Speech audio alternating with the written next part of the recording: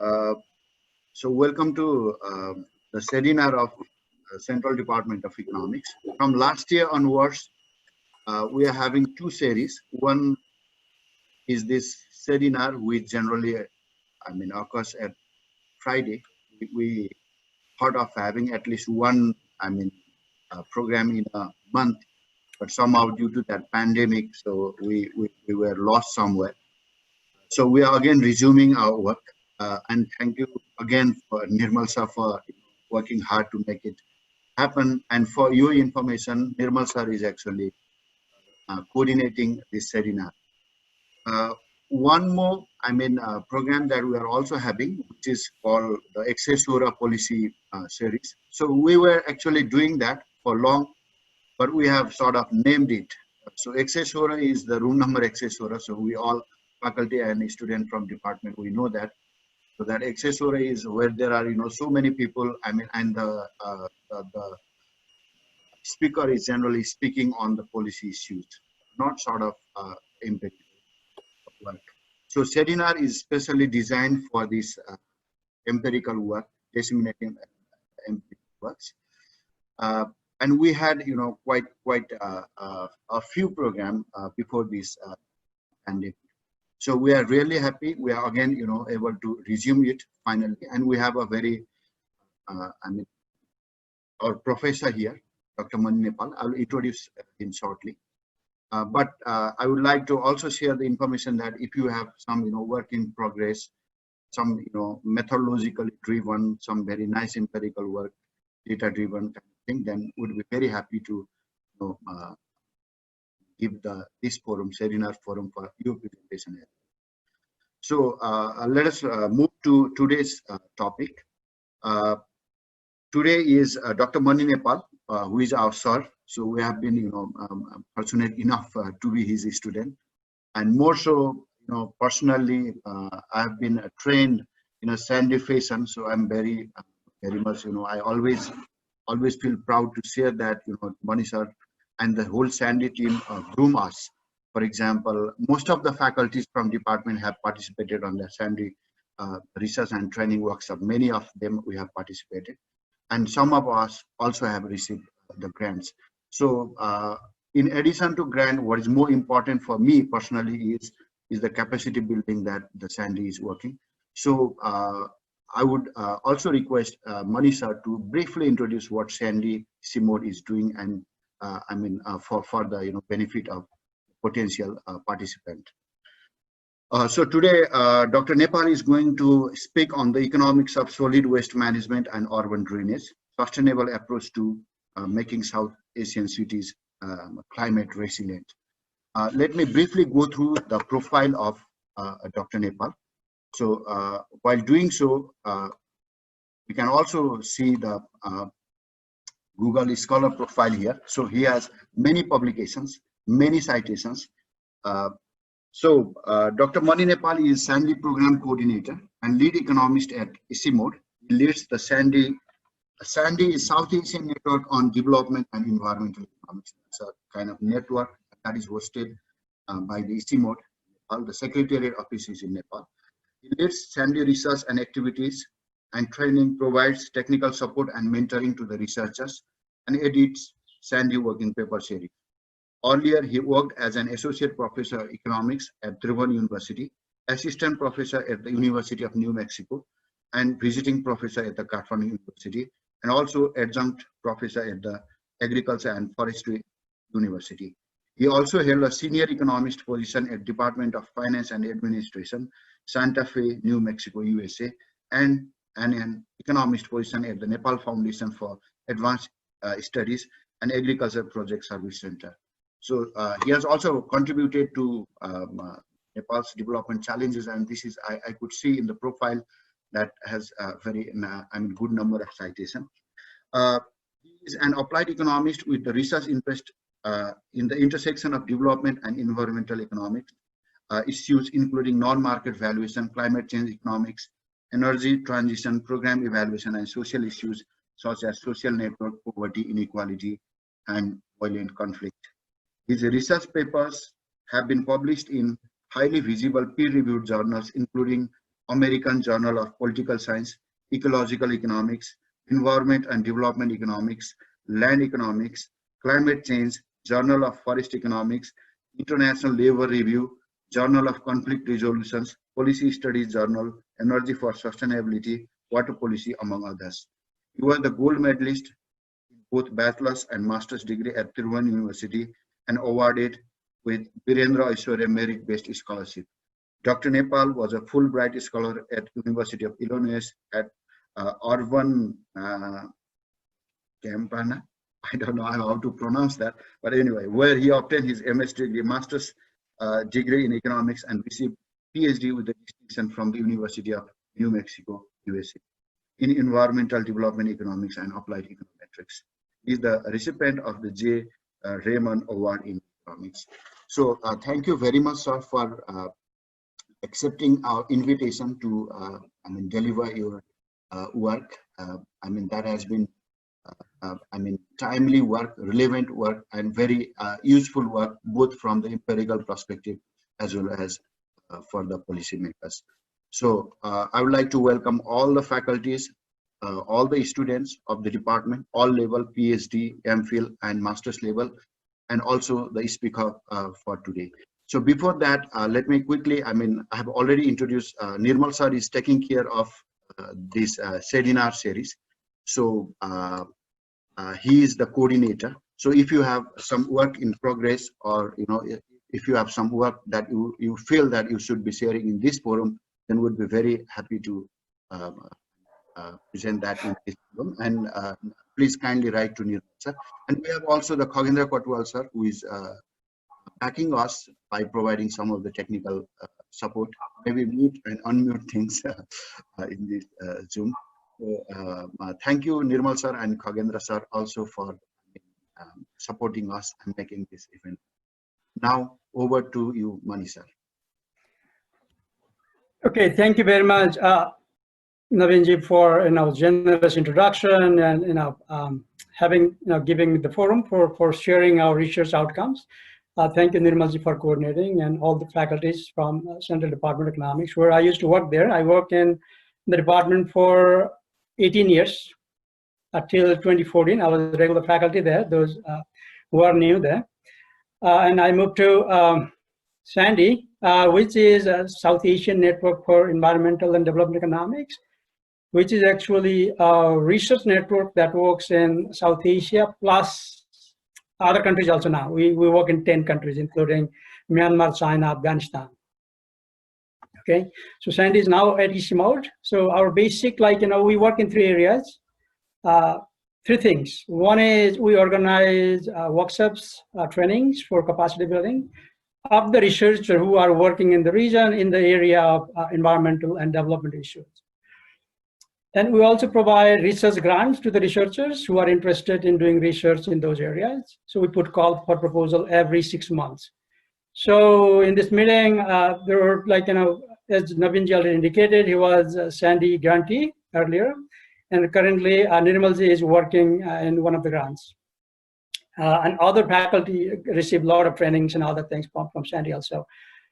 So if you are interested in pursuing your research career in environmental development related issues, resource management kind of thing, so you should always look at SANDEE website. I have in my last slide, I have the address for those things. So wait for some time, and I'll provide you how to contact and what is the information the website, all those things. Okay. So, but it's a wonderful forum where you can come and learn a lot of research related activities and other academic trainings. Okay, with that, I would like to now share my slides today. The talk I'm going to give today is related to the work that we have been doing in the region for the past 3 years. Let me see, where is my slide? Is this the one? No. Whiteboard. Let me figure out where my slides are. Maybe this one. Okay. I think this is the one. You see something there? Yes, sir. Okay, good. So let me, what is happening here?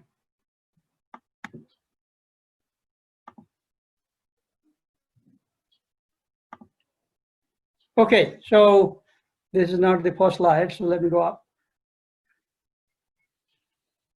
Oh. All right, so the work that I'm sharing today is like, it's a research project that we have been doing for the past 3 years in 2 countries, Nepal and Bangladesh. So what I'm going to do is I'll share most of the work that we did the Nepal side, okay? Because Bangladesh side may not be that much relevant to this group, but I'll just highlight at least one project that we did jointly. So if you think about the area that you have been living, if you're in urban area, you will see the this unplanned urban growth. So our urbanization is very much unplanned, like haphazardly, these houses are built and then no roads, no drainage, all those things. And this food habit is changing right now, these days. So we use very prepared food bought in from the market with wrapped in plastics, all those things. And after eating, what we do is we don't have the proper way of disposing those, whatever solid waste we generate, right? And if we combine those 2 things with the extreme climatic events, such as excessive rainfall, our city infrastructure actually overwhelms, and you always get waterlogging flooding. You can see the Hanumanti every year, comes there, and people make big noise out of it, and then after 3 months it goes, and everybody forgets for 9 months, and 3 months again it comes back. So those kind of things we have been facing. So our idea was to look at what South Asian cities are doing and how we can actually resolve these kind of issues, waterlogging, flooding issues, because these are recurring events and everybody is affected. So we actually did our research in 2 countries, Nepal and Bangladesh. So to solve this kind of this urban flooding, waterlogging, there are 2, I would say, 2 types of interventions. One we call generally hard intervention, and the other one is soft interventions. Hard intervention means increasing drainage structure, putting new structure, all those engineering solutions, right? Which cost a lot of money. And also, we need to also focus on soft interventions, which actually means changing our behavior, disposing our solid waste properly. If you are in this field, there are a term called 3R system, which is recycling, reusing, reducing the waste. And also disposing whatever is left properly is a critical thing for us. And for all these 4 things to happen, segregation at source is the most important thing, because what happens in our cities, you put your waste outside, putting everything in one container, and the person comes and takes it and dumps somewhere, right? There is no segregation, no recycling, nothing. If you want to reduce that volume, so we need to start from home, which is segregation. And segregation alone is not enough, because we also need to have the collection system, the proper system where those segregated materials should be disposed and used or recycled, properly. Okay, those things we don't have. So if you look at the picture here, so there are a few pictures I'm putting here. What you can see is the plastics, and this is the drainage system, and a lot of this is not maintained well. If you look at here, this is the city Bharatpur, where this blue line is the drainage system they have. But other parts of the city, there is no connecting subsystem there. So water doesn't flow to that drain because there is no system. There are houses and all those things, but not connecting, right? Here in this case, there was a drain earlier, but now it is silted and there is no water flow. Here, there is a structure built by this drainage system. If you look at a little bit further, you'll see that is blocked actually. Okay, so that's the scenario that if you go to the look at very carefully what is our drainage system look like. So these are the 2 countries, and from these 2 countries we picked up 2 cities. One is Bharatpur from Nepal and Sylhet from Bangladesh. Those are the blue areas there, you can see. So these are the cities.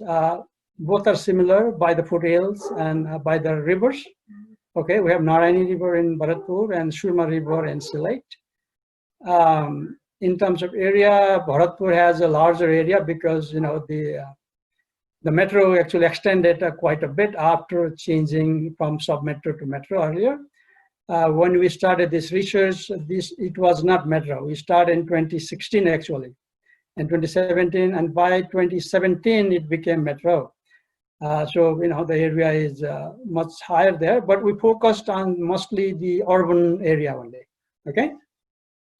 So what we did is, so I'll give you the data sources because you all are either master's, MPhil, PhD students. You might be wondering how to get your data for your, writing your master thesis or PhD thesis or MPhil thesis. So for this research, we did a field survey for getting, this is, I would like to emphasize that this is the, what do you call it, multidisciplinary research. Is not just economics or socioeconomic research. This involves many things. If you look at the data that we collected, it's a land level data, using the surveyor to map the city, survey the city, rivers cross section, Narayani Rapti in there, and Surma River in Bangladesh. And water flow, how much water was flowing during 2017 summer. We collected that entire summer for every 30 minutes. We have the measurement of water flow in the river. Okay, how much water is drained in that system. So we also have the drainage network for the city and also hydrological data, how much rainfall was there, or other meteorological data, temperature, like an historical, all those things. So we also used existing meteorological and hydrological data from the department. And we did socioeconomic surveys in both countries, households and communities. So we use stratified random sampling. We also have this experimental approach where we use randomized control trials for some of the interventions that we did to find out what works and what doesn't. And for that we have 3 rounds of survey, okay, household survey. And existing data, we also use a national level surveys like NLSS and other government records. So a lot of information we collected for this research. All right, some of the pictures, pictorial story here. If you look at this side here, this is the initial hour, going to the field and looking at and talking to the municipal officials, what is happening, what is their priority, how they are managing the waste, all those things. And then we also talk to the communities, households, and business people, in several meetings, okay? In Bharatpur, and also the same thing in Bangladesh. Once we identified the issues, what we did is we also put these instruments in different places in the Rapti, Narayani, Kerunga, and other subsystem, Pungi subsystem, to get how much water is flowing, how much water, rainfall was there that year. So this little thing is this automated system. What it does, it collects all the water-related information from the rivers. So we put this system in both Narayani and Rapti River. Okay, this is the rain gauge, automatic rain gauge, where it measures the how much rainfall was there during the summer, every 30 minutes interval. This is one of the picture from Rapti near Souraha. We did the river cross section there, how much, all those things, and we did Huao the river, right? And after doing all those things for socioeconomic survey, so we trained the enumerators who were mostly from Chitwan, from Nepal, and from Sylhet, from Bangladesh. And these red dots here refers to the communities that we surveyed from Chitwan. So every community, they call it TLO, Toll Lane Organizations. Within world, they have several smaller communities. So our a PSU, we can call it in other surveys is TLOs. Okay, there are 150 of them. Total about 400, but we randomly selected about 150. All right, so there are some of the other pictures for a field level intervention to understand what works and what doesn't. And also, this is one of the interventions that we did is we provided smaller bins, 20 liters bin to the street, so that if that helps to make this street cleaner. And I'll come back to this issue, why we did that, okay? And there were, it's a long project. We partnered with the Bharatpur Metro and other office in Nepal and Bangladesh. So we had to work with them, from the beginning. So we did, several meetings. This is one of the midterm review. What happened and what kind of information was generated and what the project was look like. So those kind of things, right? So and then finally we organized several dissemination workshops. One we did in Chitwan, where a lot of all the mayors from Chitwan districts, they're sitting around here. We did for 2 days, and also we organized national level seminar. Actually, this is the conference, a 2 days conference jointly organized with some of the other partners. So SANDEE was the co-host, a co-organizer last December 2019. Okay, so in terms of techniques, since you are students, I would like to put more report on how we did it. So for this understanding the waterlogging and this flooding potential of the cities, we use hydrodynamic modeling, which is basically, the engineers who are trained for doing this kind of thing, they work with us. We collaborated with one of the institutions from Bangladesh called IWM, Institute of Water Modeling. So they actually lead that project in both countries. So we actually tried to find out, those kind of researchers in Nepal. I contacted our Institute of Engineering and other institutions, but we did not find people who can actually do this kind of research here. So that is one of the reality that we generally face when you really actually have to do research. There are not many people on the ground that you will find. Okay, so we collaborated with the Bangladeshi institute. So they actually did train the researcher from Nepal also, and for collecting data and all those things. So there was a good capacity building inside the research project.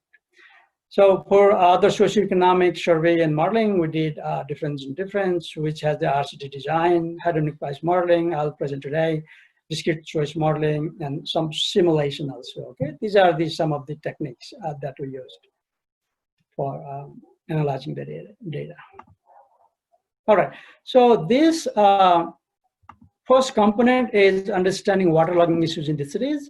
So this research is published 2020 in Water Policy, which is like a collaborative research between different interdisciplinary, like hydrologists, urban planner, meteorologists, like land surveyor, economist, climate scientist kind of thing. Okay, so it is freely downloadable. I'll give you the link at the end of this presentation. You can download freely. So what we learned from this is, for this research, basically the Mike 11 software was used for modeling. And once you do that, it's like GIS type of study, but you have a lot of other parameters, all those things, you have to model it. GIS helps you to display it. But before displaying, you need to do a lot of simulation, all those things under different scenarios. So what I'm going to do here, I'm going to show you 2 scenarios. First for Bharatpur. So if you look at this side, to the left side, currently 13% city area in Bharatpur is under flooding risk. Okay, that's what our land survey, all those things modeling actually tells us. And then we came up with a different in scenarios, how that can be minimized, like putting drainage infrastructure, when landfilling, and city is growing like crazy at 9% population growth every year in Bharatpur. So we took all those socioeconomic, information into account and came up with the result that, if we do proper, all the infrastructure, all those things, the way it should be, this flooding area, waterlogging area goes back to 5%. Okay, a lot of reduction in this flooding, waterlogging area from 13 to 5%. Same thing in Sylhet. It is even worse there, 22% land area is under risk, and with the intervention, it comes down to 3%. But the more interesting thing is in the blue color here, if solid waste management is not done properly in both cities, the water logging flooding risk comes back to 8% area in Bharatpur and 18% in Sylhet within 5 years. Meaning the returns from investment that the cities are putting will be very, very less after 5 years if human behavior hasn't been changed, if solid waste management is not done properly, okay?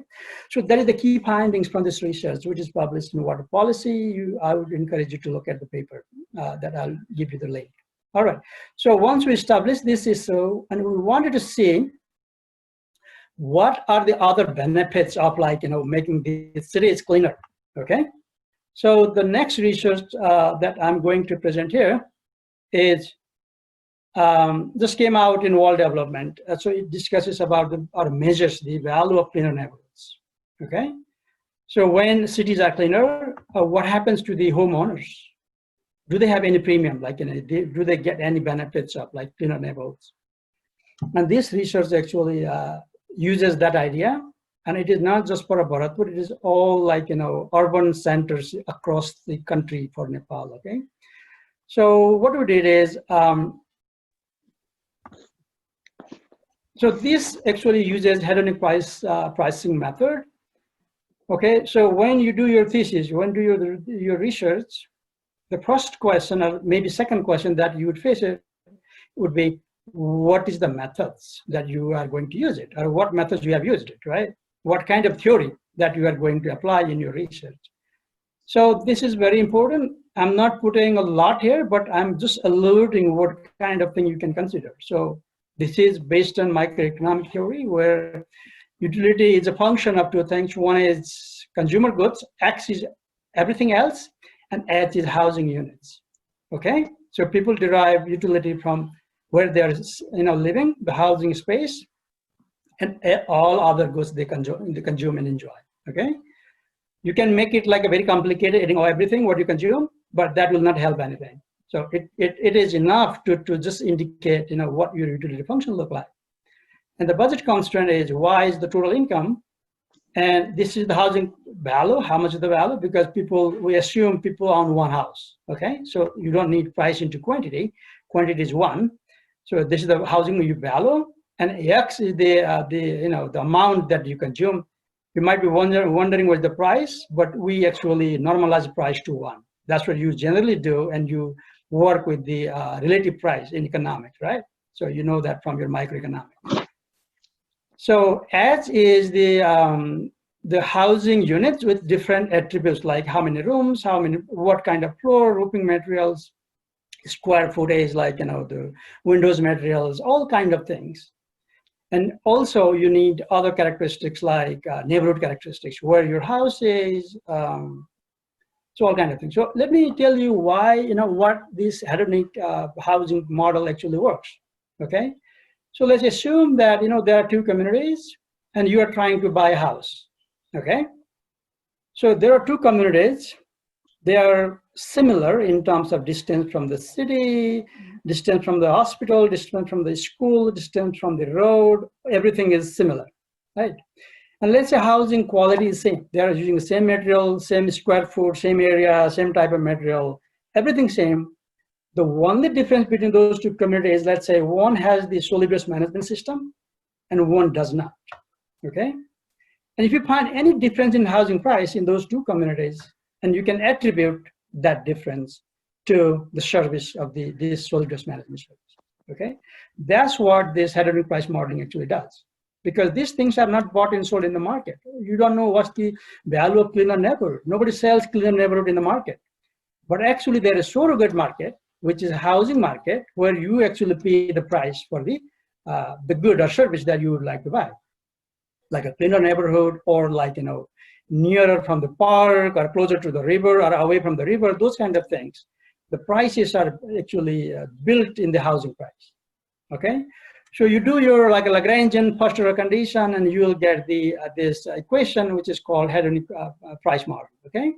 Where the price or the value of the housing unit, and inside this bracket, there are three things. S refers to structural characteristics, which is, as I said earlier, number of rooms, square foot, materials, all those kind of things, housing attributes.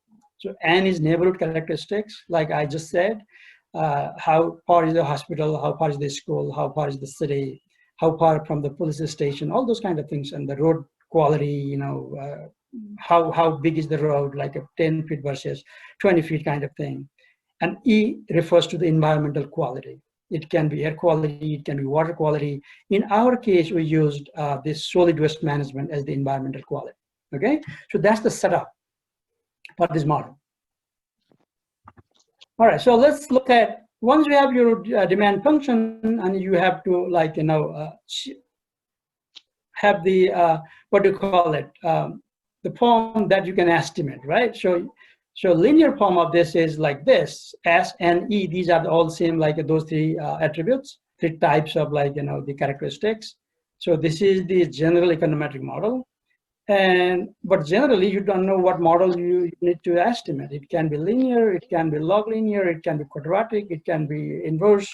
There are different types of model that you need to estimate, right? But you don't know.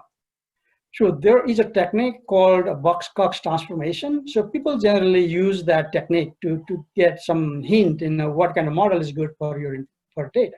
Okay, so we use that, and then we came up with some sort of like mix approach where you log the your linear, what do you call it, continuous variable. If it is binary, you don't do that kind of thing. Okay, so that's came from the testing. And ultimately, once you have this model estimated, and the goal is to find out the implicit price of the cleaner neighborhood, which is proxied by the presence or absence of the solid waste management. Okay, so our interest is one parameter actually, but we have to do all kind of like crazy stuff to get that. Okay, so there are challenges in doing hedging price modeling in developing countries because we need market transaction data. And if you look at our market transaction data, I don't know whether you have experience or not for buying or selling house. So if you go to these places, what happens is, people negotiate one price outside, buyer and seller, but when it comes time to register, they put different price because they avoid tax. And which is very frequently, very common thing in our part of the world, not just in Nepal, but also in most of the developing countries that do this kind of thing. So whatever information you get from government record, that's not reliable. That's not true, actually, housing price, okay? So we cannot rely on that one. And basically, we cannot also use rental rate because most of the houses are owner-occupied in Nepal. If you look at whole Nepal, about, I would say 90% of the houses are owner-occupied. Only 10% are rental. Okay, so that limits the very, the sample size is very small if you use that.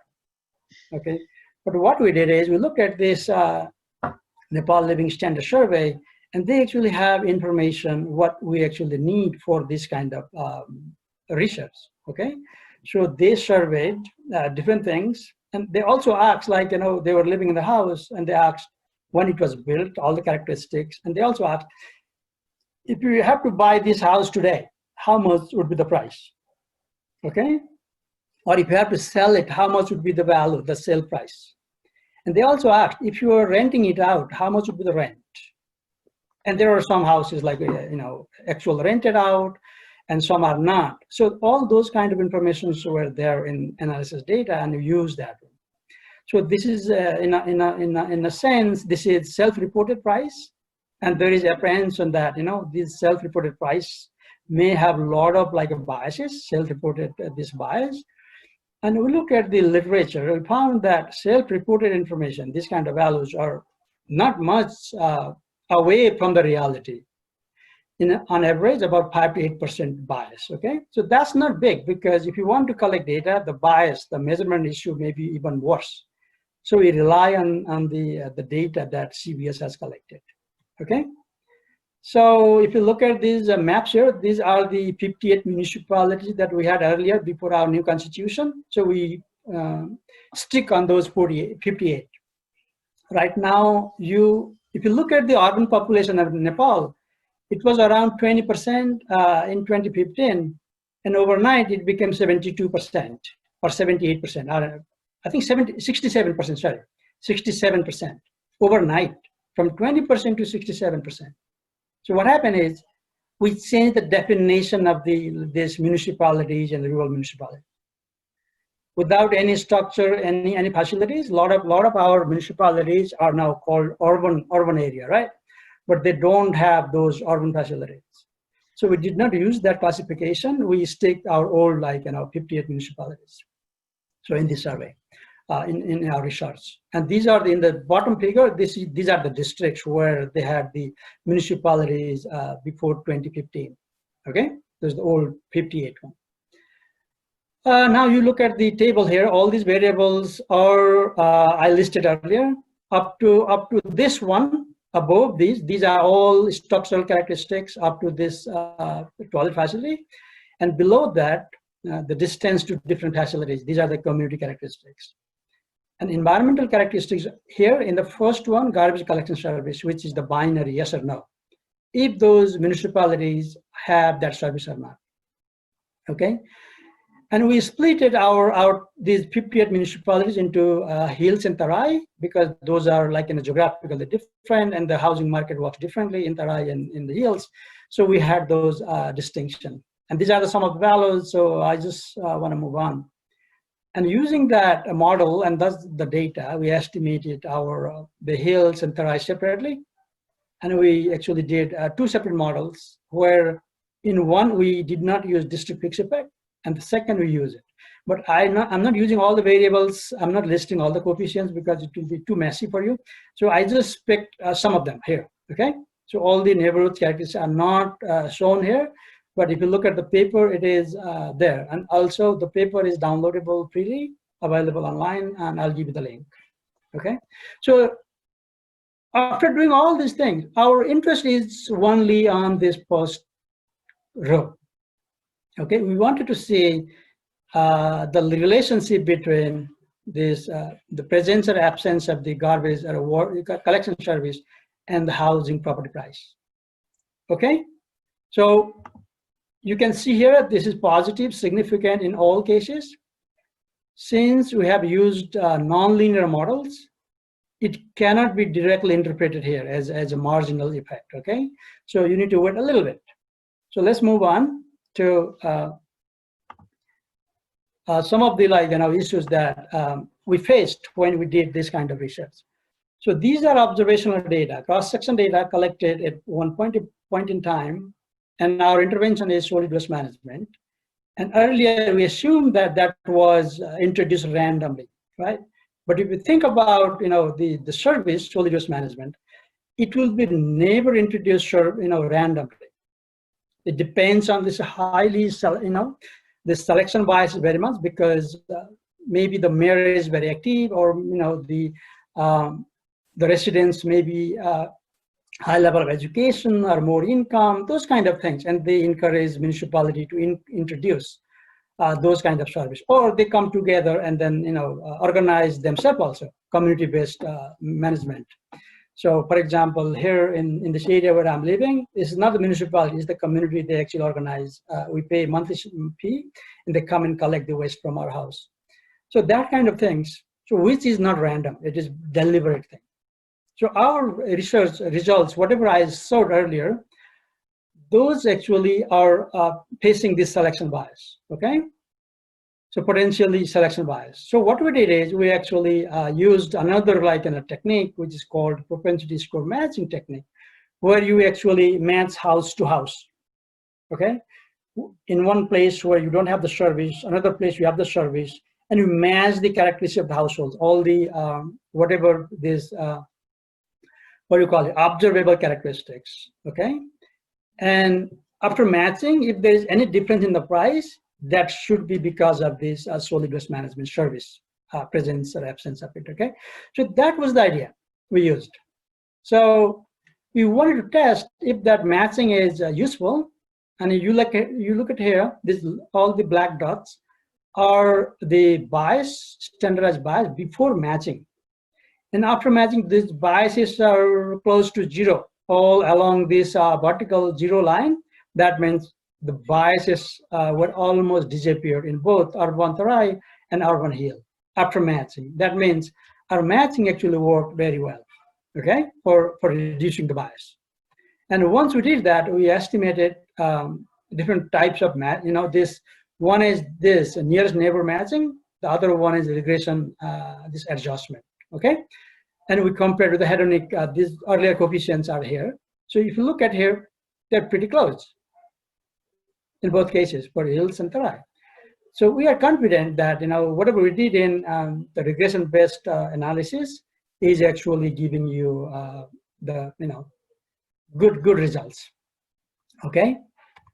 All right, so we also had information we collected ourselves from the Bharatpur because we did our research in Bharatpur for 3 years.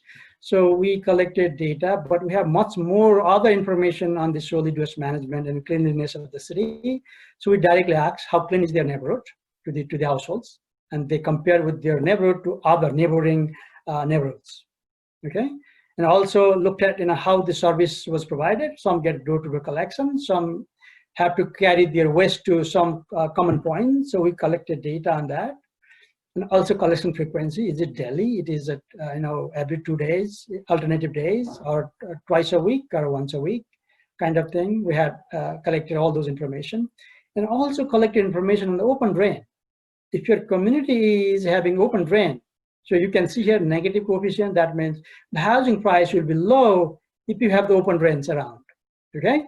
But all others are like, you know, the positive relation between the housing price and all these environmental qualities, clean neighborhood, door-to-door collection of the waste, and the collection frequency, okay? All right, so these all are, as I said earlier, these are coming from the non-linear model. Now we need to convert those to marginal effects. So here are the formulas for doing that, and it depends on types of the variable. For example, here, this is the marginal implicit price for the variables which are continuous variable, okay? And you use the log for continuous. So that's how you transfer. And what it gives you is, if you double the plot size, for example, what happens to the housing price, okay? It comes out from this relationship. Beta is the estimated coefficients, and you put it here, and you transform it to whatever MPI you will get that tells you what happens to the housing price if you double the plot size, okay? And this one, the second one is the attribute with a negative effect. For example, distance to the, what do you call it, city center. The away your house, the lesser the price, right?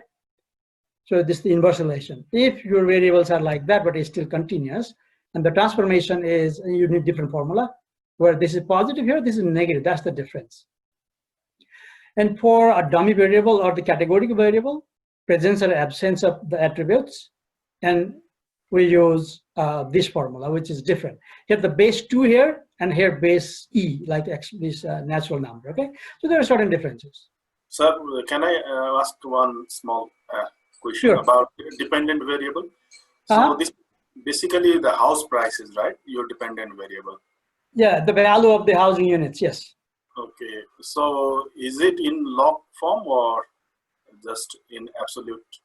Yeah, the dependent variable is log form after Buck-Cox transformation. So we found out that that should be transformed as a log transformation. Okay, okay. Okay. Okay, yeah. So there is one small clarificatory question I could see in the chat box. So if you want to respond to that, or you want to wait? I cannot see chat box because, you know, my screen is full of these slides. So please read those for me. Okay, he asked, are we talking about whole waste management or part only, like sewage and liquid waste? This is basically solid waste, not the liquid waste, okay? If there is a service, like, you know, some cities have like this garbage collection service, and some cities don't have it. If you look at the earlier, like, you know, here, I can tell you how many cities in that data have that service. Okay, look at here. So in urban hills, 51%, and in urban Tarai, only 17% of the households reported that they have the service, okay, during that time. So there is huge variation. So some have it, some don't. Okay.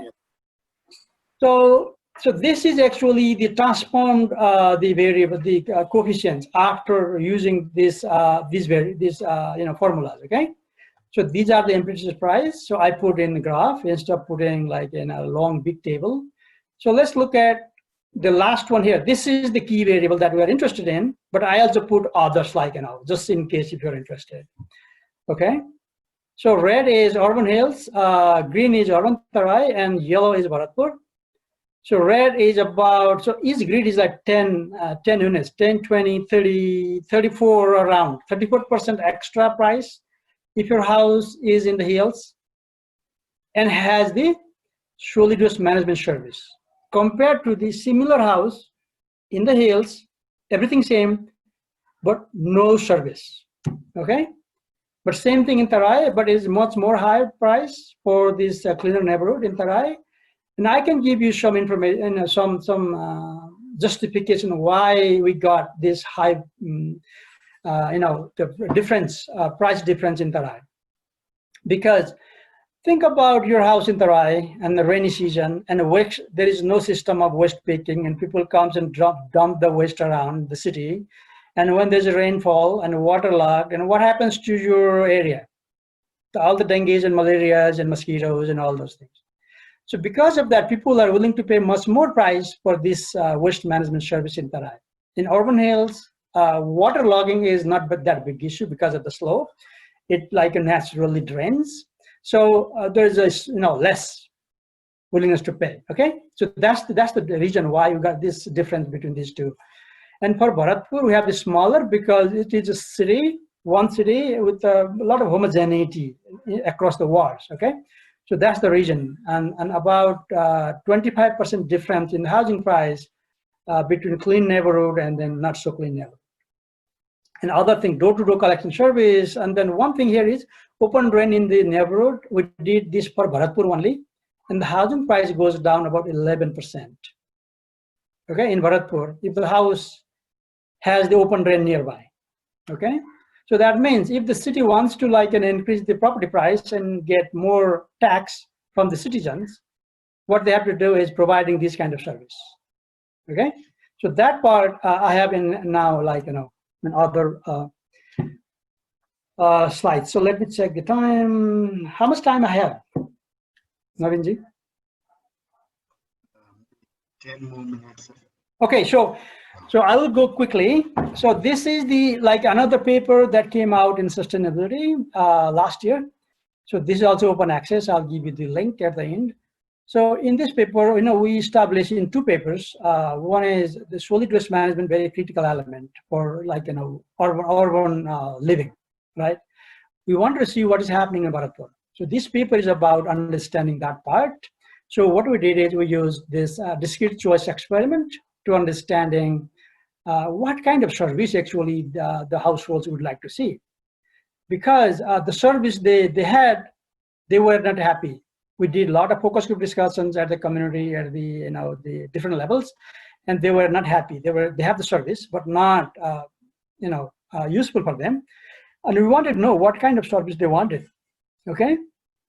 So we use this technique called discrete choice experiment, which is sort of non-market valuation method, popularized actually, developed and popularized by Daniel McFadden, who got Nobel Prize in 2000, okay, for his contribution in this area. So this is very useful method that to know for your research if you are doing your research using this, in this area. So what we did is we wanted to know what is happening in the city and what needs to be done, right? So these are some slides, some of the, what do you call it, the theoretical background of this choice experiment, because I have 10 minutes, so I will skip this part, but you'll get that in the paper. So what it requires is you need to have the attributes, right? What kind of service you want, meaning what are the characteristics of the solid waste management service that households actually prefer. So one is collection frequency. They were interested in to increase or decrease whatever service they are getting every month, 4 times a month, 6 times, 8 times a month. It's daily, twice a week kind of thing, right? The other one is timing of collection. So what it means is like this. Let's say you have the service and you put your waste outside at 7 a.m. in the morning, and a waste picker comes at 10. Because you have to go out after 7 and you put it there. In between 7 to 10, you have like 3 hours. And what happens between those 3 hours? The dogs will come and take all the food out. And the scavenger come and put all the plastics and all those things, whatever they like, they put in the bag, and others they throw it. So ultimately, all the garbage goes to the drain and the streets. So that was a big problem in Bharatpur. And that's why the streets were never clean, even though they were paying money and they were service also, but there was a mismatch between the timing of the putting waste outside and the collection time, because there was no communication between households and the service provider, what time they will come. And they never would commit, what time they will come, because it cost money, okay? So you wanted to know, so you can see the levels at the end of this table here. So, so for example, collection time is as per now or convenient time for the service seekers, okay? Same thing with the frequency, whatever happening right now or some improvement. Street cleaning, whatever it is now, or some like improvement, like putting bins in the street, putting sweeper in the street, and like, asking them to have both, okay? And when you have these improvements, you of course have to pay more, and how much they are willing to pay more is like a 10%, 20%, 30%. All these things came from the focus group discussion from the communities, okay? So, but our goal was to organize all these things. So this is one simple information that I can show you here. This is one, what you call a choice set. So you provide the households choice like this. So vikalpa 1, right? Aile bhanda ramro, what is that? Lamo antaralma, bhaneko the frequency चाहिँ अहिलेको भन्दा चाहिँ कम आउने, अनि त्यसपछि second चाहिँ timing, टोलको निर्णयमा चाहिँ समय तोक्ने, भनेको 12 बजे आउँछु भनेपछि 12 बजे आउने, त्यसपछि सडकको सरसफाइ अहिलेको जस्तै चेन्ज नगर्ने, अनि पैसा चाहिँ 10% कम भन्ने एउटा चोइस हो है. Same thing and different combination in vikalpa 2. And last one is the status quo. You have to give the the status quo also. And if you look at the last row here, and you have 3 places to tick, and household tick 1 place, which one they actually prefer out of these 3 choices. And each household got 4 choice set like this. This is 1 and 3 others, okay, with different combinations of these attributes. And after all, we had like 1,050 households altogether. We surveyed, okay, in 14 urban wards with, we call it de-efficient design for this choice experiment. So we had 16 choice sets altogether. So each household got 4. So every 5th household got the repetition. So first, second, third, 4th household, they got 16, first 16, and 5 to 8, second 16, and kind of thing. It's like repeating. So total observation was about 40 to 100, okay? So some of the results here, I'll just highlight a few things. So some of them throw, some of them dump, but majority compost, 54%. So somewhere selling, like 25% selling, that means they were actually segregating at home. That's the indication we got. Out of many information here, one thing you can see here in the red is 53% of the households were not satisfied with the service, okay? And in the table here, that's the frequency, once a week, twice a week, alternate day, and that's the, how much they were paying for that. It's cheaper in Bharatpur compared to Kathmandu. Maximum 100 rupees for daily service, okay, which is actually nothing. Compared to what we pay in Kathmandu, I pay like a 400, they come, I think 3 times a week, okay? So after all those things, we estimated our models using, this discrete choice modeling, and we got the value of the attributes. We call it marginal implicit prices, okay? So what it means is, if collection time is as per the convenience of the households, on average, they were willing to pay about 12 rupees extra on top of what they were paying, okay? For bins, 20-liter bins in the street, about 10 rupee extra. But if they come less than whatever like frequency they were serving, they would pay about 17 rupees less, okay?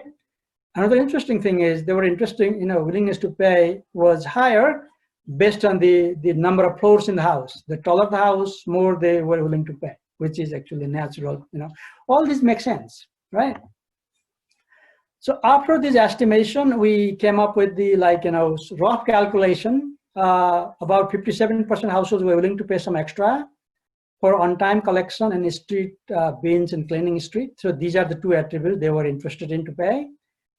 From that, about the municipality would get about 10 to 28% extra revenue on top of what they were collecting, which translates into about 5 million per year. Okay, 50 lakh जति चाहिँ extra आउने रहेछ त्यो service चाहिँ दिएर हाउसहोल्डबाट चाहिँ extra दियो भने अनि त्यो सर्भिस दिनको लागि हामीले चाहिँ कस्ट बेनिफिट एनालाइसिस पनि गरेका थियौ हैन त्यसमा चाहिँ के देखियो भनेदेखि अराउन्ड 17% एक्स्ट्रा कस्ट चाहिँ लाग्ने रहेछ है त्यो सर्भिस दिनको लागि which is about 6.5 million भनेपछि यहाँनेर के देखिन्छ भने अलिकति चाहिँ डेफिसिट देखिन्छ त्यहाँबाट आउने पैसाले चाहिँ पुग्दैन तर यु स अर्लियर हैन हेडोनिक प्राइसमा हामीले के देख्यौ भने हाउसिङ प्राइस चाहिँ it go up from 25 to 57%.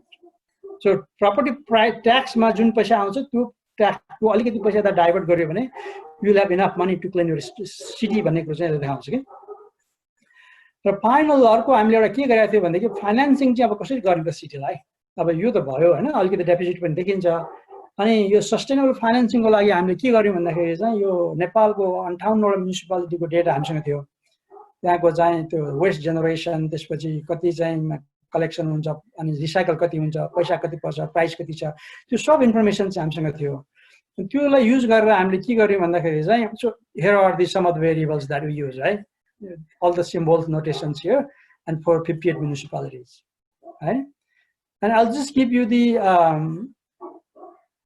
information here so existing collection efficiency is about 33.7%. So 1/3 matrai chahi tyo huँदो रहेछ के अहिले चाहिँ कलेक्सन ओभरअल मा सिटीको त 58 म्युनिसिपालिटी मा एभरेज मा some are doing better like Dhankuta Ilam they are doing better and some are doing worse and some are not doing at all those kind of things right so recovery rate meaning how much the recyclable material you recover from those waste stream so 12% 13 14 15 30% right so on a cost recovery how much cost it actually you can recover the money you need for managing solid waste and how much you will get from recycling these things भन्ने कुराले दिन्छ र यहाँनेरि मैले highlight गरेर 67 69 about 70% if you have the 15% recovery rate and collection efficiency is about 33% अहिलेको existing सिचुएसनमा यतिसम्म चाहिँ आउन सक्छ भन्ने कुरा देखियो अब रिकभरी रेटलाई बढाएर चाहिँ भनौं न यसलाई 15% मा हामीले राखेर यो एफिसिएन्सीलाई अलिकति बढाउने हो भने यसलाई 50% मा लाने हो भने चाहिँ त्यो कलेक्सनबाट जुन आउँछ रिसाइकल गरेको मटेरियल त्यो सेलबाट आएको प्राइसले त्यो वेस्ट म्यानेजमेन्ट गर्न पुग्छ भन्ने कुराले देखाउँछ के it's just the matter of management it's not about the money that's what we are we try to show in this paper. This paper is coming out. It is in press right now in production system. It is published. It will be published in +1 anytime it will be out. So I'll share the link once it is out. Okay. So but we focus mainly in the plastic related waste in this paper. Okay. So it has a lot of information and the same information here, this 110, if you have like, this 66.7% collection efficiency with 12%, this is all about 12% recovery rate, which is normal right now. So you can get about 110% revenue, meaning you cover your cost for managing your plastic waste, okay? But in other cases, you have less.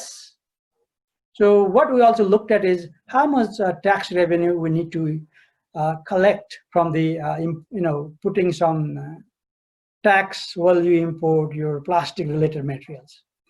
If you make plastic expensive at the source, you won't see these plastic bags in the street because if it is expensive, it is valuable, people will not throw it. When we go to the outside market for buying vegetable, you will get those bags for free. They don't charge directly, right? And you can ask, oh, can you give me one more? They'll give you easily without buying extra thing. That means they're treating that as if they're getting it for free. And we're also treating the same way. If these bags cost like a 10 rupee, for example, we will not do it. And they won't give it. And maybe we'll start using recyclable plastic, paper bags or this cloth bags. So that was the idea to look at, if that is possible, okay? So few takeaways here, with 50% collection efficiency and 12% recovery rates, about 83% of cost of managing plastic waste is recovered, okay, from the city. And which requires this much tariff on plastic import, 0.1%. So it is about like, from 0.1% to 0.7%. I would say like, overall, about less than 1% extra, import tariff on these single-use plastics, the raw material, will help to get enough money to manage plastic waste properly. Okay, that's the. So this paper is also related, but I'm not going to discuss because I'll just have one slide. So I just want to highlight. Okay, what we did is we wanted to also see if ban is a solution. Banning plastic use, like single-use plastics, don't let people use it. And the answer is no, it doesn't work because you cannot enforce. And you know how problematic the enforcement is in our country. You have very nice policies and programs, but those are never enforced properly. If you don't enforce, and it won't help.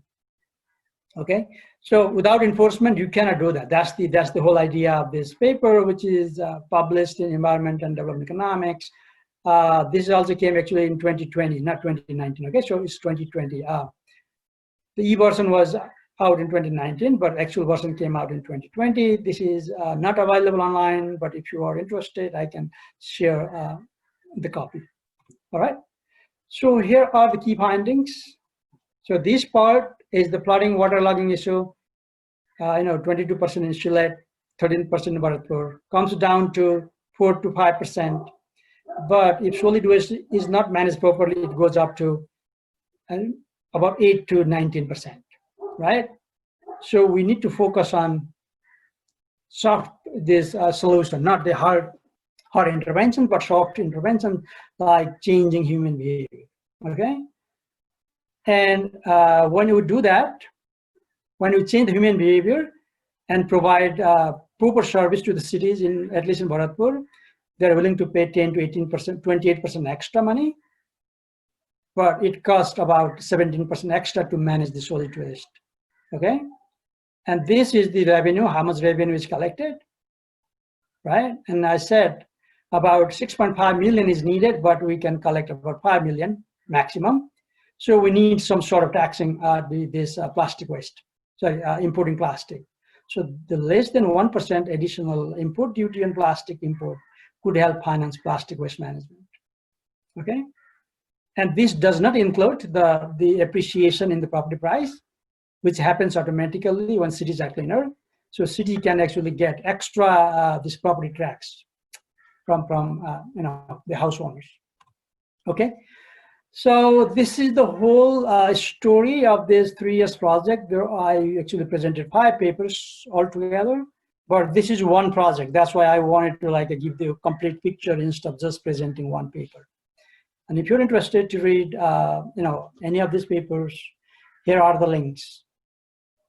Okay, and I'll share these links to Nirmalji, and if you are interested, just ask him to get these links, or you can get the screenshot. That's the best way to do also. Just get the screenshot. I'll put it here for a minute, and you have in your screen, in your Okay, that's the best way. You don't have to wait for anything. So we have these 4 are the peer-reviewed papers. So there's one video. So I would encourage you to also look at it. It has all these components, whatever I said here, short video, 5 minutes, but it gives you a good idea, what is done and what are the lessons.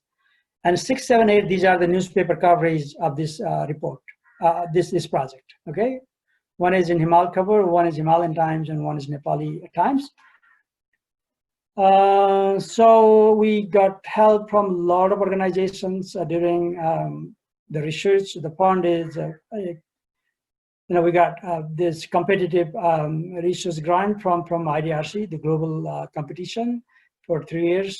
So Bharatpur Metro, Sylhet Corporation, City Corporation, NDRI Nepal, Clean Up Nepal, Asian Center for Development Bangladesh, IW Bangladesh, and a lot of researchers. I think there were 15+ researchers involved in this research. Okay, so some of the information for contract details, if you would like to reach to me, write to me at money.nepal@bus.illinois.edu. You can get the screenshot again. So you can reach me through Twitter, Facebook, Google Scholar, LinkedIn, Dissociate, whatever you like.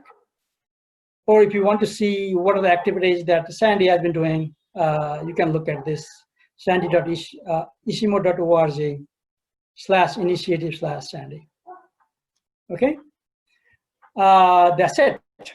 So let me off this sharing screen so that I can see you all here. So I think I ran a little bit over time, I guess. I think we started a bit late, so I think I stayed on time. So Naveenji, over to you. So any questions I would like to. Thank you very much, Shaf, for your very nice presentation. So I could take, this is very important. This research is important from three perspectives. One, it is some sort of the multidisciplinary in nature. I mean, putting the hydrological science and the solid waste technical science and then socioeconomic science together. And second is very data and the methodology driven. We could see the papers. And third is it is also important from the policy perspective. For example, it's very good to know that putting just 1% additional tax would finance potentially finance to combat that solid waste problem in the cities. So we'll go to, with that note, we'll go to the floor discussion, the virtual floor discussion. So we'll take a few questions. So we'll be happy to receive that on the chat box, or personally you can ask. So Nirmal Kumar Rao sir will be moderating that. Before while doing so, please identify yourself. Who are you? What you are doing? From which level you are, and what are your research interests?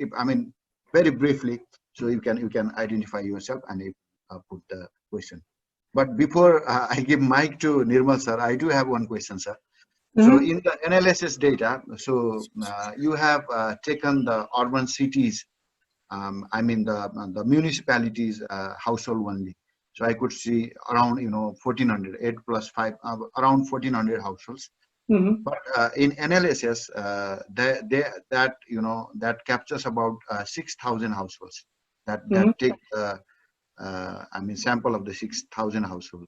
So isn't there a selection bias, or what we call the sample selection bias, because you restrict your sample to urban, though initially the analysis is designed for that 6,000, or have you? So yeah. So I understand. So basically, analysis has representation at the certain level. So it is represented to all rural area and urban area. If you split the sample to urban area, it represents the urban area only.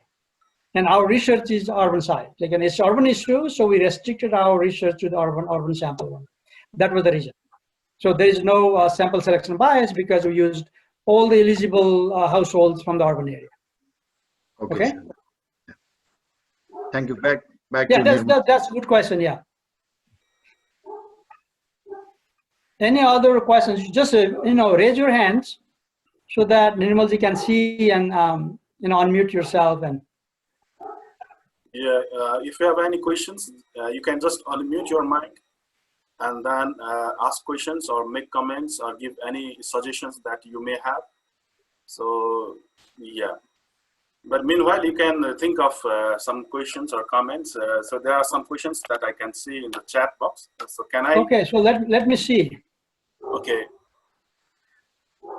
So do you want me to? I think let me look at it. Okay. So I think I already commented on that one, whole waste management or the other. So that is done. Is the study finding and recommendations actually sufficient for planning real waste management project? If not, what more study needed to be performed? So how is the final waste management being done in Bharatpur? Does it comply eco-environment standard, even Nepal government? Okay, so basically, this research helped Bharatpur to come up with what needs to be done. So if you look at this year's budget, they actually put that explicitly money for their solid waste management for the city. And what they actually agreed is they will enforce each household to segregate at source, and they'll pick up separately, not mixing plastics and everything together, so that they can increase the recycle, and then they can use the this organic material, which is about 70%, for managing it separately. Okay, so earlier it was like everything putting together and dumping at the Narani, the bank. And they have the land, but still they have problems with this sanitary landfill site, so they don't have it yet. But they are actually trying to implement some of these learnings that we had from this project. And also, I did not mention what we have done is in Bharatpur 10, Ward number 10, there was one piloting. What we did is we developed a software, which is mobile application, with all households and officials who are managing solid waste, the private companies and then municipality, they can use it for coordinating each other. For example, let's say I put my waste outside, in 2 days the collector is not coming, I can just push a button, the municipality knows, and the management of the private company also knows this is not picked from that location, and they send the waste picker immediately. Or if somebody is throwing waste somewhere in the drain, I can take a picture and upload. And I give to all the GPS code and everything, and they come and find out who did it. And sometimes they actually find out this waste burning, and also people upload it.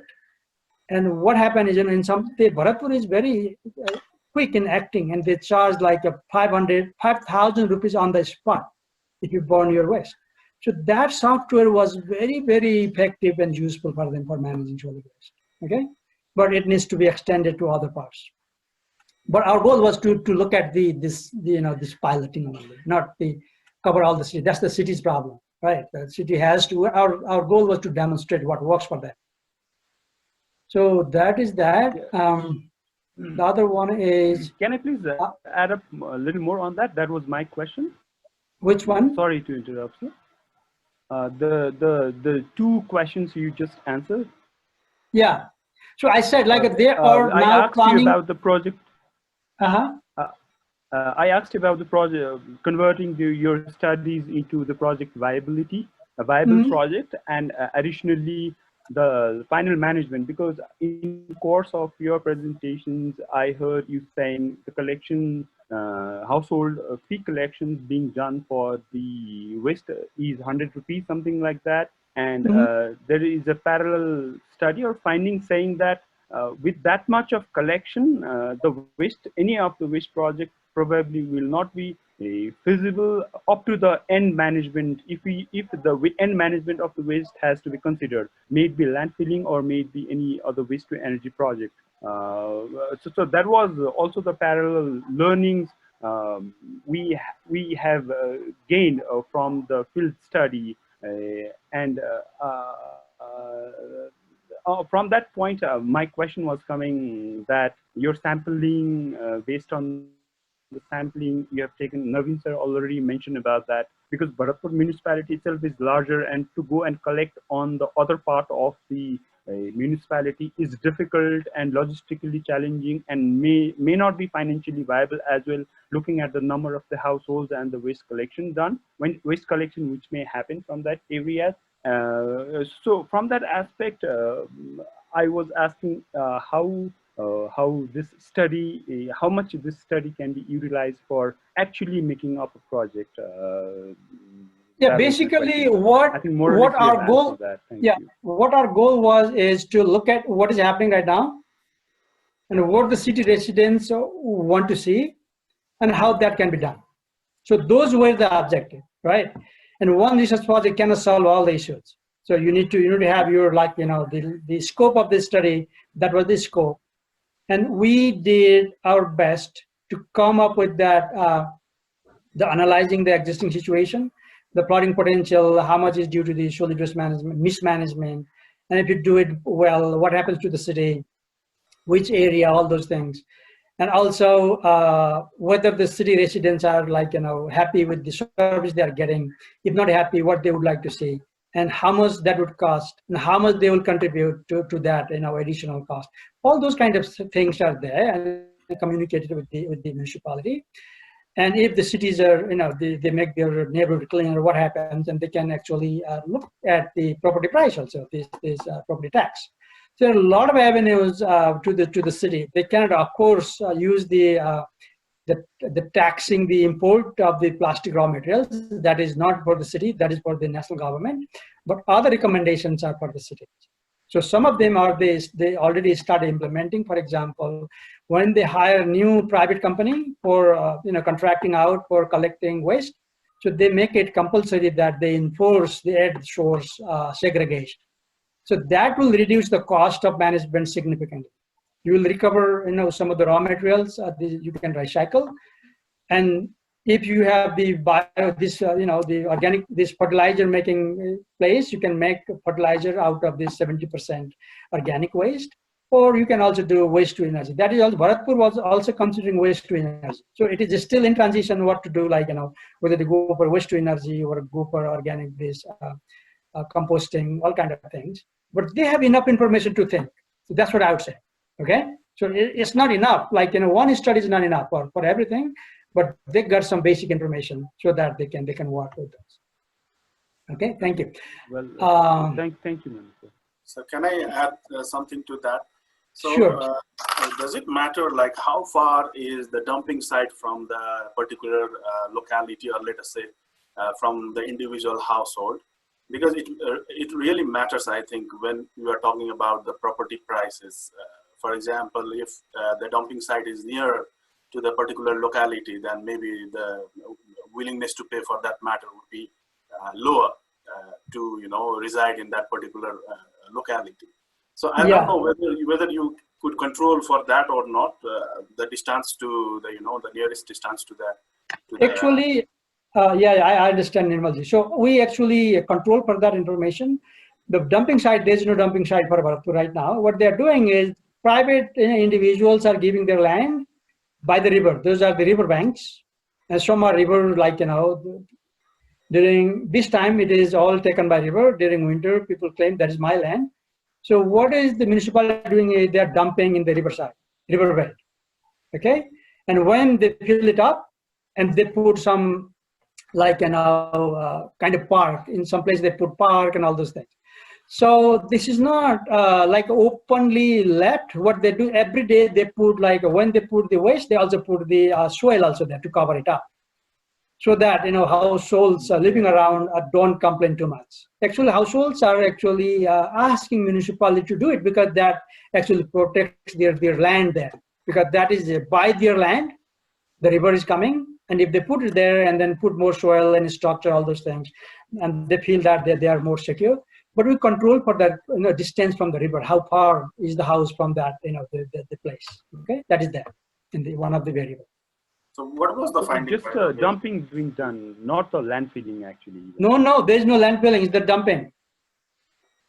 There is no landfilling in Bharatpur, not in Kathmandu. Everything we are dumping, right? We say dumping site. We call it dumping site. We dump it. We never say landfill site, right? It's not sanitary landfill site. Okay. Yeah, we have one in Kathmandu, but that is always overused and a lot of problems. But Bharatpur never had a new one, sir, very soon. Yeah. Well, sorry, sir, I forgot to introduce myself. I'm a student of first semester MA, but I have been with Kathmandu Waste Management for 6 years now. That is the basic. That's a background where my question was coming from. Looking at it from the perspective of waste to energy for the long-term solutions, as it is happening in Kathmandu right now. So okay. Bharatpur have been one of the candidates for integrated waste management, and I got excited to learn more about Bharatpur since I found you as key person doing the research on that thing. Okay, so we can if you want to discuss more on this, we can do it sometimes. Okay, so I'll be happy to share more. So Ujjwal Acharya, there's a question: how can this research motivate private sector for solid waste management? Is there any model that research indicates for solid waste management? So for private sector, this is not private versus public. This is about how to make cities clean. Okay, our goal was that one. So whether done by city or done by private companies. So if you segregate, and you can actually finance your activity by recycling the plastics, metal, paper, whatever it is. Not everything can be recyclable, but there are articles that you can recycle. Plus, if you can make this, what do you call it, the fertilizer out of this organic. So that will help private companies to earn money. So Elam is actually making this compost fertilizer out of waste. They have, I think they got money from some of either Windrock International. Windrock. I think Windrock International. Windrock. Yeah, they have a small plant there. They're making sure that kind of thing, So you can do that, but need to spend some money and okay. So add more into RCT modeling. So RCT modeling, this is a whole different techniques of modeling, which is one of the non-market valuation technique. But it takes a semester to teach actually if you want to learn it, right? But here I'm presenting everything in 1 hour, so it's hard to give you a lot of information in this. But there are a lot of reference in this paper that I shared. If you go to the end of the reference list, there are a lot of papers on RCT, and also I would say there's choice modeling. I thought it's choice modeling, RCT. So in RCT, I did not share the results for RCT. Sorry, I mixed up with the RCT with choice modeling. So today I did not share RCT results because it is not completed, because it took 3 rounds of data collection. We finished the last round of data collection in 2019, and we're working on that one. So hopefully it will be done in coming few months. So I'll say that much only about the RCT, because that part is still, we're still working. So what is the another question? Ganesham Kanal, various researchers regarding solid waste management since long. Do you please share us what can be other unreached, unexplained areas on solid waste management in Nepal's case? It will help other researchers to concentrate on them.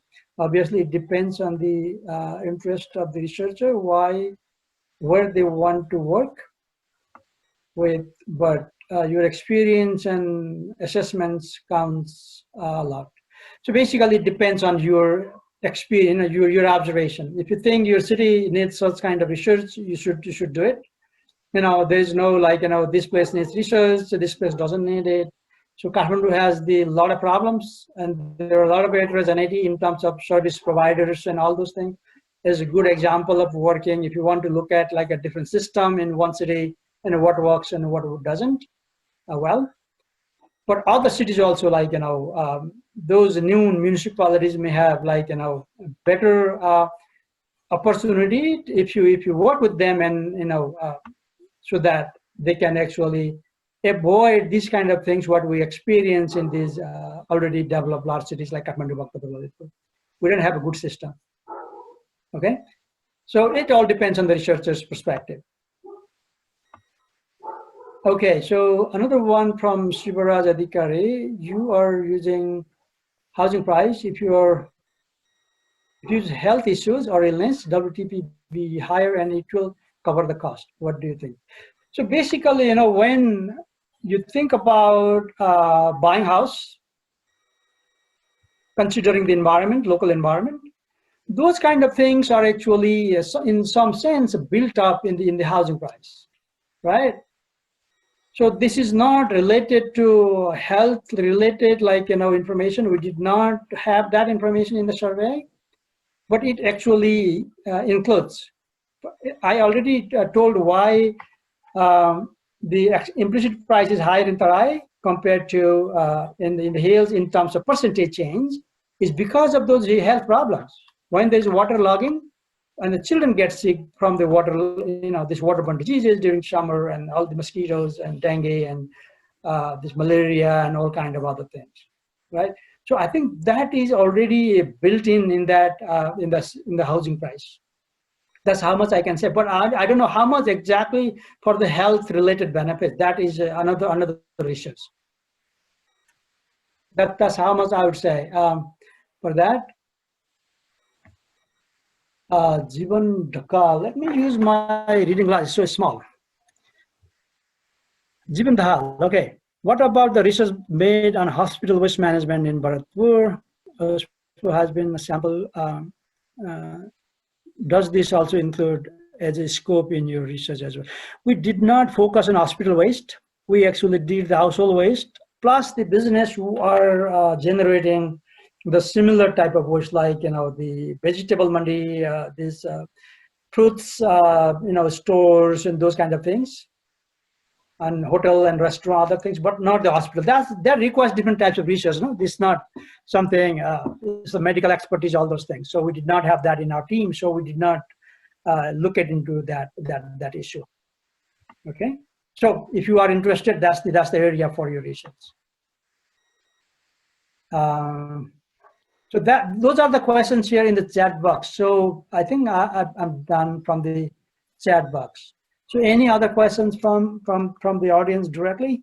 Please unmute yourself. Do you have any questions that you want to make? So we have some time, right, Naveen sir? Yeah, we start a bit late, so maybe a few minutes, yeah. So we can take 2 or 3 questions maybe in that case.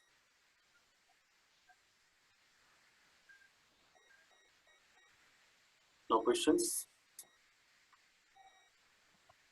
Anything, just clarificatory questions are also okay. Yeah, anything you have in mind. Nothing is wrong or right, so all questions are great questions.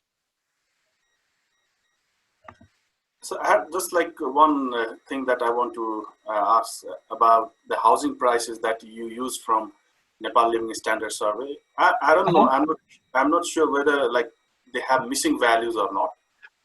If you experience like missing values, so what was the magnitude of that missing values, and how do you address that? Can you? Yeah, basically in our sample, most of the, as I said, like 90% of the house in total were owner occupied. If you include the whole, rural urban both. But if you just do the urban, it is a little bit more. There's a house with the renting. So what we did is, if you look at the paper, we have different types of this housing unit price. One is the self-reported price. The second one is the rental price. The self-reported, how much would be the rental value if you rent it out. And third one is the actual renting. If people are staying in the house and they're paying rent, and that information is there. So we estimated different models for the robustness check. Okay, but in terms of missing value, not significant numbers of the missing values. They have reported those information. Okay. Yeah. But we did this robustness check using different alternative measures of the housing price, the rental price, stated rental price, actual rental price, all those things. And we came like a similar kind of estimate. So. Okay, so there was someone who wants to ask question, who wanted to ask question. Sir, can you? Yeah. Okay. Siva sir, please. Oh, okay, thank you. Thank you, Mani. Very nice presentation. Very good. Yeah. I have one question. You mentioned that housing price is higher in Tarai, because of maybe some other benefit, maybe disease or maybe other side. But I think affordability of Tarai is higher than the hill. That's why price will be higher in the Tarai, I think. Yeah. No. I think what I said is this. If you look at the information, the actual housing price, the average house, not the like individual house, average house price is higher in the hills compared to Tarai. Okay, because hill includes the Kathmandu Valley, Pokhara, all these valleys, right? So average housing price is higher in Tarai, in the hills. But in terms of the implicit price, the additional price, the value, because of the solid management is higher in Tarai, which is different from the absolute housing price. Okay, so there is a difference between the absolute housing price, which is higher in hilly region, but the additional price is higher in Tarai if the solid waste management service is available. Okay, so that's the clarification. So you have any other questions? Is that clear, Shivaji? It's okay. It's okay, but I think just I calculated the imputed price or imputed rent of the housing. Yeah, in living standard survey. Yeah. Did you use that one or real actual paid or actual? Actual, price? whatever the household said, like, you know, let's say your house is this, like this many rooms, this many square feet, all those things, and built in 19 plan, all those, right? So if you have to buy this house today, okay, how much would be the price? Yeah, that's the question asked in the survey. Yeah, okay, yeah. That's the answer we are using. It's not imputed information. It's the reported. Okay. Okay. Thank you. Yeah. I can see one question in the chat box. Mr. Vikas Adhikari, so he says that, okay, the practical as well as theoretical aspects of scientific waste management are equally important. But he talks about basically awareness. So it is important most of all. So I was also thinking that maybe we relate this with behavioral, issues about how these households or people or individuals behave, because they are aware that they should not or they should do this and that, but they do not behave accordingly, right? So littering is bad, people know, but they do that, right? So that is really a kind of a problem that we actually face. So maybe some kind of research or methodological kind of research could be done in that area to see, this sort of behavioral anomaly as such, because there is always this difference between stated preference and revealed preference, right? So people state one thing, but in actuality, they behave differently. Yeah. So this answer will be answered in our RCT paper, which is not ready yet to share. So what we did is we have baseline information from 1,050 households, and we randomly assign like a treatment and control. Okay, and 50% of the what do you call it, TLOs were treated. Treated means information. We provided them training. We put the bins in the street, all kind of things. And we collected 2 rounds of data, right after intervention and after 6 months. So when we analyze that data, we learn how people is that information, providing information and providing bins can help by making those streets cleaner. How much people can actually learn from the trainings, and then whether they actually retain those things and behave well. Okay, so we'll have that in our RCT part. That is not completed yet, so I'm not going to share because those results are not final. Okay, but that part is there. So we'll one day, when it is done, I'll be happy to share it again. Yeah, but it's a good question. Without changing our behavior, nothing will happen. So the waste collector, they should be able to use some kind of incentive for households to enforce the segregation at source. For example, let's say, I pay 400 rupees regardless I segregate or not. If I segregate everything, compost all the organic and give all those inorganic thing, they charge 400. If I put everything and then they still charge 400. So there should be a system from this local ward level or municipality level for giving incentive for people who behave well. If I segregate, I should be charged like a less, maybe 200 rupees or 100 rupees, right? If there is incentive and people start doing it, because 300 rupees just segregating is not a bad idea for people who are living in these new municipalities, which are not even municipalities. So something needs to be changed. Okay, thank you, Mani sir. So we can take one more question, maybe. So if you have any questions. Yeah, please. Yeah. Don't shy away if you have any questions. So you can put your question in the chat box as well if you are feeling uncomfortable to speak or something like that. You can put your question in the chat box. Or it's good if you can just just speak out. Okay, I think that should be it. So over to you, Naveen sir, for the final remarks. Thank you very much, sir, and all the participants for this excellent interaction. So it has been very nice. The presentation has been very excellent, and the interaction also went well. So final words. Thank you very much, everyone, for your very encouraging participation. That really encourages us, and then it also helps us to conduct these type of programs in the future. And thank you very much our faculties. So I could see, I mean, I'm sorry if I missed someone, but Siva sir was there, Rasmi ma'am, Ramesh sir, Resam sir, Khayana sir, Bauram sir, Nirmal sir, including myself.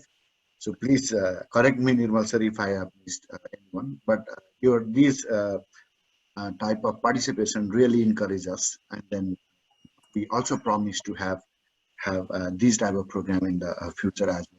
So telling to Mani sir, so we are actually without head these days, but still we thought to carry on because we thought that we as a family we can actually host that and then make this program successful. And finally, thank you very much, Mani sir, for your time and thoughts. Yeah, it was a pleasure, to share our research outcomes with everybody. So basically, since majority of you are students doing your research, so I would like to encourage you going beyond just looking at the time series data produced by NRB and finance. There is a lot outside those macro data. So I encourage you to look at the outside the box. Okay, and if you are interested in doing research and environmental economics related issues, SANDEE provides support. It provides training, it provides funding, but it is very competitive. It is like 10 countries, like 2.5 billion population in the region now, because we work in 10 countries, China, India included. So it will be highly competitive, but you will get there. Examples are here in the screen. I can see two people here, Naveen ji and Nirmal ji. So it's just the interest. If you have the interest and you put time and effort, you can get it. And once you get the research grant, you'll get a lot of mentoring. That's the good part about coming to SANDEE. Not just the money. You'll get money from others also, but not the type of mentoring that SANDEE provides. That's the good part of being to SANDEE family. Okay, so I encourage you to look at our other calls. We organize a summer school for 3 weeks, mainly in May. So this year we couldn't do it because of this COVID pandemic, but hopefully next year we can do it. And there are other trainings. Whenever you see those calls, and if you think you are interested and you can put effort in time, just apply. Okay. So with that, I would like to thank you for organizing this and giving the platform to share the research that we have done. And as I mentioned earlier, all these research are published and available, open access, most of them, except one paper. So you can just freely download those from the websites. Okay. Yeah. Thank you. Thank you very much, sir. Any final thoughts? Any news to disseminate, Nirmal sir? final words from you, and then you being the Nothing host. as such. Yeah, I would like to thank everyone, of course, Mani sir especially, for accepting our invitation. I think it really means a lot that you did your such a thoughtful and insightful presentation. You did your work and made a presentation out of it. I think it is really helpful for our students who are doing, their research in various areas of economics, in particular, in environmental and development economics, I would say. So because, things are changing faster, and your presentation, I think, provided insight on that. For example, you talked about various methods of valuing, non-market goods and services.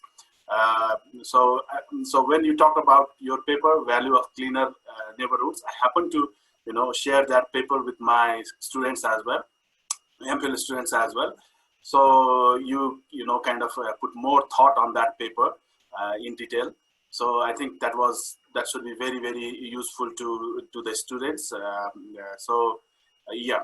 So I think they should know more. They should know about these recent developments in the field of economics, particularly research methods and things like that. That is quite important. So with that note, sir, Naveen sir, thank you very much for moderating the session with such I don't know how to say. So, and thank you everyone, the faculties. I think Naveen sir already thanked everyone. So I just want to add more thanks to that. So that is all I can say. And Naveen sir, do you want to take over the mic and say goodbye? No, you are the host, so yeah. Okay, thank you everyone. Thank you everyone. It was really a pleasure, and you are the one who give us this support, moral support to do better in the coming days. So we will work for you. You keep on supporting us. So that is all what we want. And thank you very much. Thank you everyone. Okay, thank you everybody for attending, for your time, questions, interest, and SANDEE hosting it. Okay, thank you. Thank you, sir. Okay, bye-bye. Bye.